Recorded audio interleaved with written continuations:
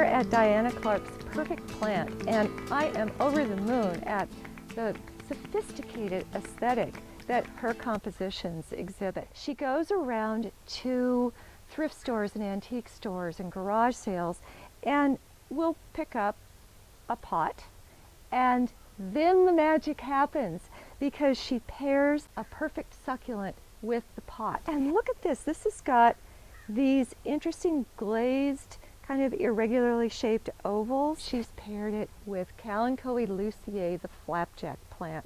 So simple. One plant, one pot. That's a big part of Diana's aesthetic.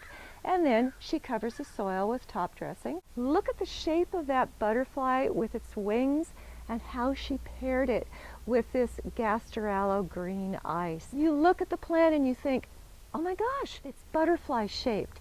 So in looking at Diana's creations, at least for me, my aesthetic appreciation of the plant is enhanced. Look at this columnar pot that has this glaze that sort of dribbles down the side, and how it's repeated, the lines and the color, in this Euphorbia leucodendron. Collected Japanese antiques and art, and she was an appraiser of those objects. She was also an Ikebana floral arranger who even had a show on PBS television in San Francisco. Wow. So I grew up with, I would say, the Asian, particularly Japanese aesthetic firmly ingrained in me. I match the color or the shape or the texture of an individual succulent or cactus to its own container. I already had the plant, and it has little ruffled, squiggled edges. And when I found this handmade pot with little squiggles, I thought, oh, a perfect plant.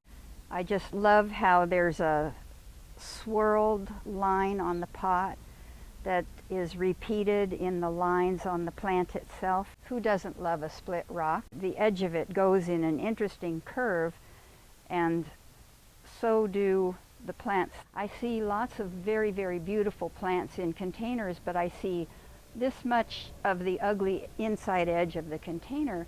It takes away from the artfulness of it. Make the soil in the pot come all the way up to the top, level with the rim. You can't just dump water on them because it'll pour right off the edges. See how I only put a little bit and then stop, and I watch it to sink in, and then I put just a little more? There is drainage. She goes to the trouble of drilling holes in all of her compositions. About 6 months after I started the Perfect Plant, I finally had a big enough collection that I was ready to have a grand opening sale. And it was a wonderful 4-day event, and I had about 150 people come here to the garden.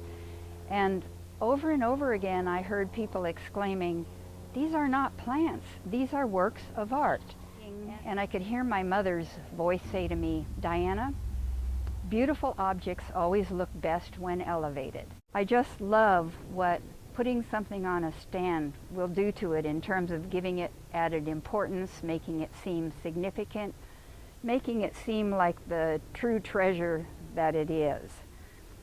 I designed a line of stands with the help of a friend of mine to make out of wood specifically for the Perfect Plants. I love how the color of the stand matches the colors in the pot. Believe me, that was not an accident. This is a really simple, almost Japanese composition, like a little bonsai tree. Much more beautiful as soon as I put it on its stand.